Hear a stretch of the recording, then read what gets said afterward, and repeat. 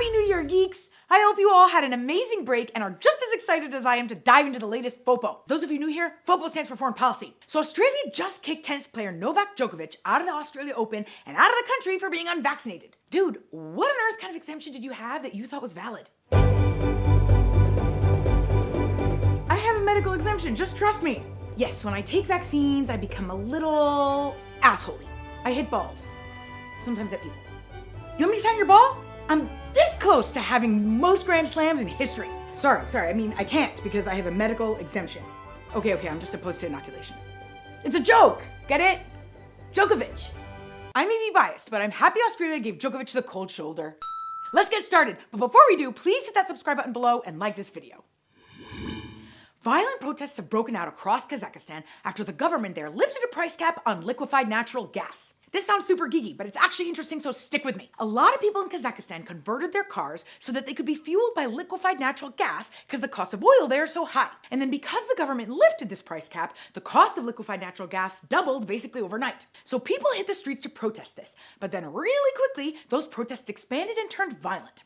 You had a mix of genuinely concerned citizens, but also hooligans taking advantage of the situation and doing things like torching government buildings and looting. And while the protests started about gas prices, they also ended up being against Kazakhstan's former president, who's basically a dinosaur from the Soviet era, who still maintains some power and is super corrupt. So the government's cabinet resigns, and the president fires this guy who people are protesting against. All of this happened in the past few days, by the way. Isn't world news fascinating? So now troops from Russia and the alliance of former Soviet countries are on their way to Kazakhstan at the president's request to calm things down. Now, Russia was happy to step in, but not before pointing the finger at the United States for instigating these protests.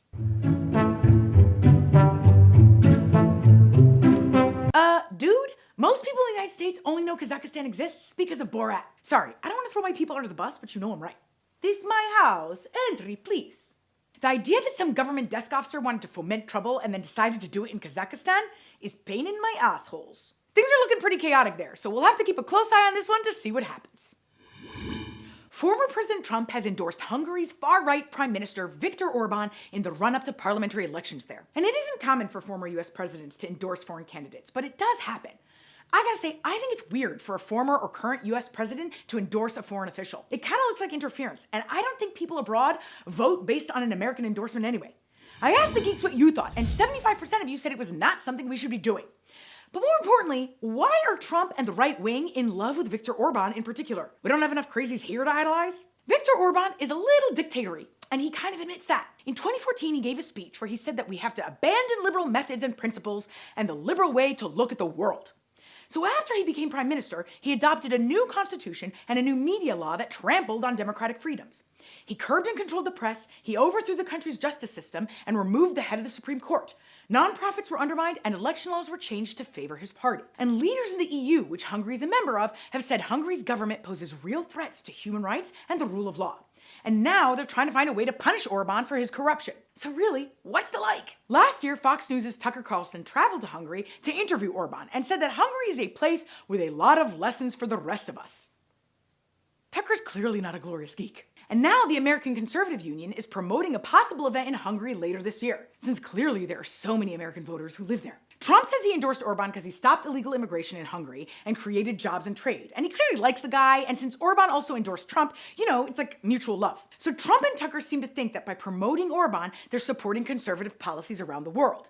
But they're ignoring the fact that aside from being a tad authoritarian, this is a guy who works closely with the leaders of Russia, China, and Turkey, countries that pose active threats against the United States. So promoting him is actually kind of dangerous. If we blindly support foreign leaders because it seems like they might share some policies or they might be fellow conservatives or fellow liberals, we might find ourselves promoting the wrong gang of people.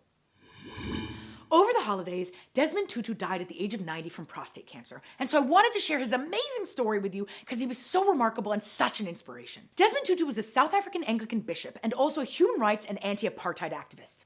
And throughout his career, he consistently voiced himself against apartheid and in favor of LGBTQ rights at a time when doing both could be dangerous. In 1984, he won the Nobel Peace Prize for peacefully opposing apartheid and mediating conflicts between black protesters and South African security forces.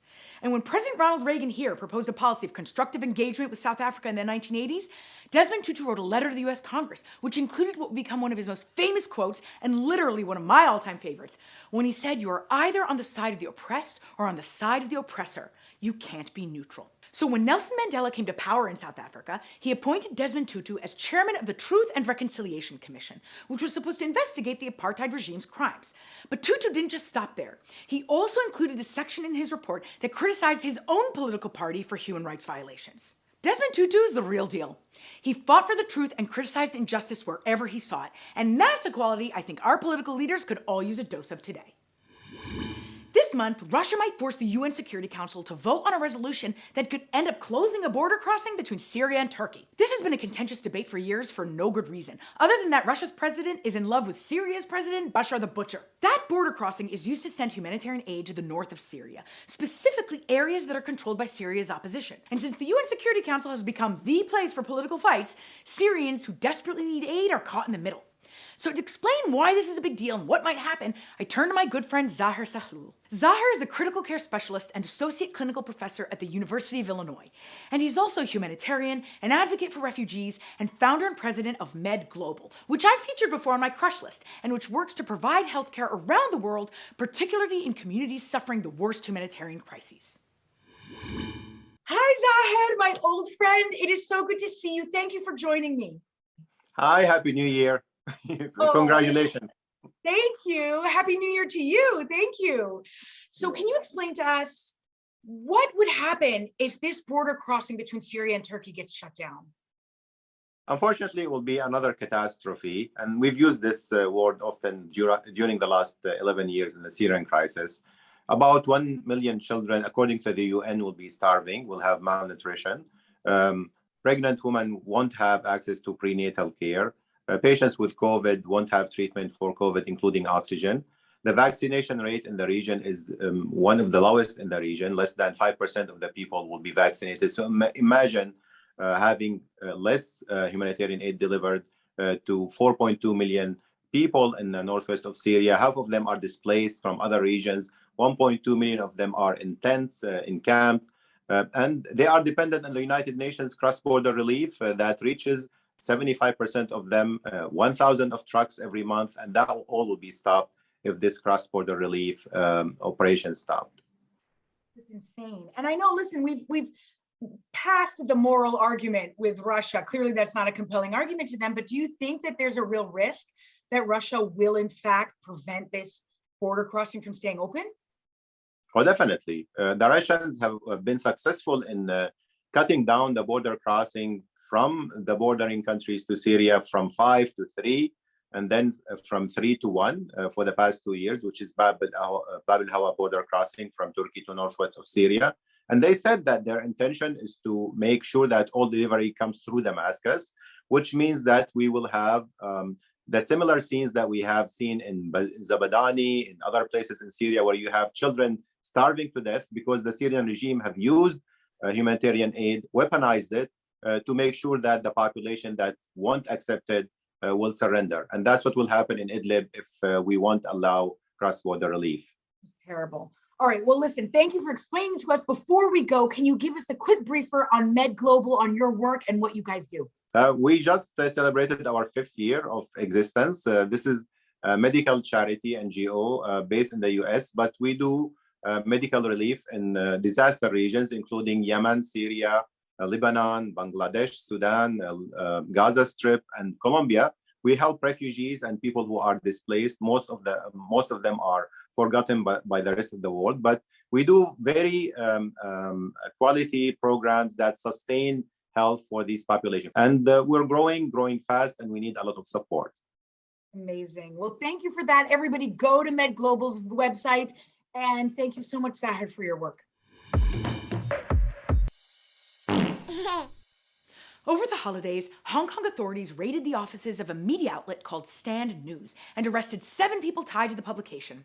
The authorities accused them of inflammatory content, like coverage of the 2019 protests and other stories like about bad conditions at a prison. Stand News was forced to shut down, and they put out an announcement explaining that its editorial policy was to be independent and committed to safeguarding Hong Kong's core values of democracy, human rights, freedom, the rule of law, and justice. One of the people arrested was actually pop singer and democracy activist Denise Ho, whom we featured before on the Crush List and who was on the board of Stand News. problem, unfortunately, is that Hong Kong's path over the last year has only reflected a rapid descent into a total police state. Last year, another pro-democracy newspaper called Apple Daily was forced to close after several of its top editors and founder Jimmy Lai were arrested. In fact, Jimmy Lai and other key oppositionists just received prison sentences for participating in a vigil last spring marking the 1989 Tiananmen massacre. Hong Kong government officials don't even try to hide their efforts to crack down on a free press. In fact, they regularly warn news outlets about coverage they don't like, and they've been denying foreign journalists visas to work in the country. The government has also announced plans to enact a law against so-called fake news, which is especially ridiculous given that when Hong Kong was returned to China in 1997,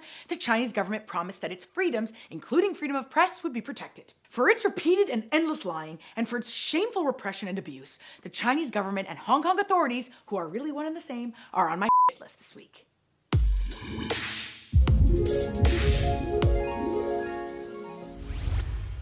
We all need a feel-good story right now, and my researcher Casey found this amazing story of this little boy in London who just did a 12-day trumpet tour over Christmas to raise money for vulnerable children.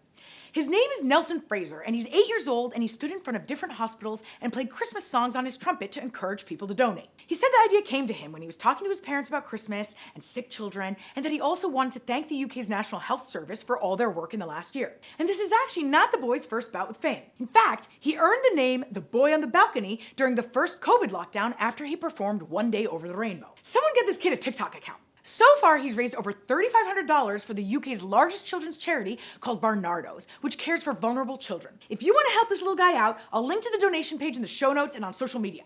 Nelson, you keep playing your trumpet and fighting for a better world. Thanks, Geeks! It feels so good to be back. I have an extra amount of energy, I'm sure you've noticed, since I was isolating over the holidays, which basically means I lived my best life on TikTok and I never slept better. Before you go, please don't forget to subscribe and like this video. It makes a huge difference. If there's anything, of course, that you want me to talk about, leave me a comment or reach out to me directly on social media. Stay fabulous, Geeks.